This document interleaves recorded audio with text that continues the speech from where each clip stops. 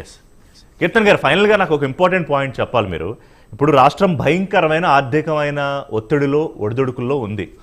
ఉండవల్లి తాజాగా 2 రోజులు 3 రోజుల క్రితం మాట్లాడుతూ ఆంధ్రప్రదేశ్కి ఒక ఆశా జ్యోతి ఇవాళ పవన్ కళ్యాణ్.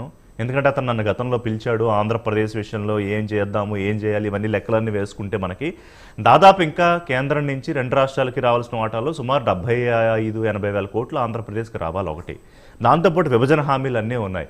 సో ఇక్కడ పవన్ కళ్యాణ్ గారు కొంచెం ఈ కోర్టు కేసుల్లో అది ఒక్కసారి ఆయన ఇన్వాల్వ్ అయ్యి లేదా పెద్దలతో కూర్చొని మాట్లాడితే కనుక మనకి రాష్ట్రానికి రావాల్సిన డబ్బుతో పాటు ఈ హామీలన్నీ నెరవేరుతాయని ఆశాభావం వ్యక్తం చేశారు. ఇంకా ఉండవల్లి అన్నదానికి రెస్పాన్స్ నేను ఉండవల్లి గారితో మాట్లాడాను. సో అది ఇంకా పవన్ కళ్యాణ్ గారి రెస్పాన్స్ కోసం ఆయన వెయిట్ చేస్తున్నారు. ఎట్లా ఈ ఆస్పెక్ట్ మీద పవన్ కళ్యాణ్ గారు ఏమన్నా ఆలోచిస్తున్నారా? దానికి సంబంధించి ఒక యాక్షన్ ప్లాన్ ఏమైనా తీసుకునే అవకాశం ఉంటుందా? మీ స్థాయిలో ఏమన్నా ఇన్ఫర్మేషన్ ఉందా?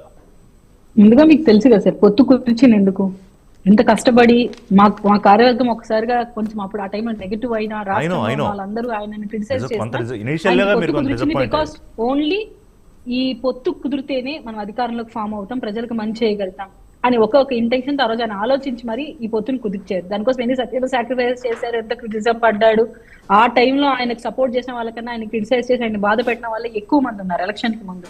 వన్స్ ఆయన 100% స్ట్రైక్ రేట్ తో వచ్చిన తర్వాత అందరూ వస్తారు, కానీ ఆ టైంలో మాత్రం చాలా క్రిటిసిజం పడిన వ్యక్తి కళ్యాణ్ గారు. ఆయన నమ్మి ఆయన వెనక నడిచిన వాళ్ళు చాలా తక్కువ మంది ఆ టైంలో.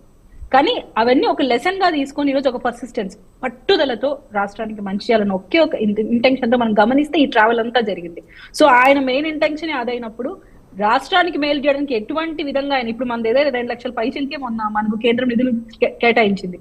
సో వీటిని ఎలా మనం యూటిలైజ్ చేసుకోవాలి కరెక్ట్ గా అనే విషయాన్ని ఫస్ట్ మనం కాన్సన్ట్రేట్ చేసి వాళ్ళు ఇచ్చిన ఫండ్స్ ని మనం కరెక్ట్ గా యూటిలైజ్ చేసుకుంటూ దాని తర్వాత సీఎం గారు డిప్యూటీ సీఎం గారు ఇద్దరు కలిసి ముందస్తు కార్యాచరణ చేసుకుంటారని నేను అనుకుంటాను సార్. ఎందుకంటే మనం భ్రమలో బతకూడదు, వాస్తవంలో బతకాలని నేను అనుకుంటాను. ఇంకొక విషయం, నేను భ్రమలో ఉండకూడదు ఎప్పుడు. ఎందుకంటే ఇప్పుడు ప్రస్తుతం ఇవాళ ఢిల్లీలో ఉన్నారు, కలుస్తున్నారు ఇద్దరు కేంద్ర మంత్రుల్ని, కానీ యాక్షన్ లోకి రావాలి. ఇది పవన్ కళ్యాణ్ గారు తలుచుకుంటూనే, with due respect Telugu Desam party, Pawan Kalyan తలుచుకుంటేనే అవుతాయి అనేది ఉండవల్లి గారు నమ్ముతున్నారు, నేను నమ్ముతున్నా.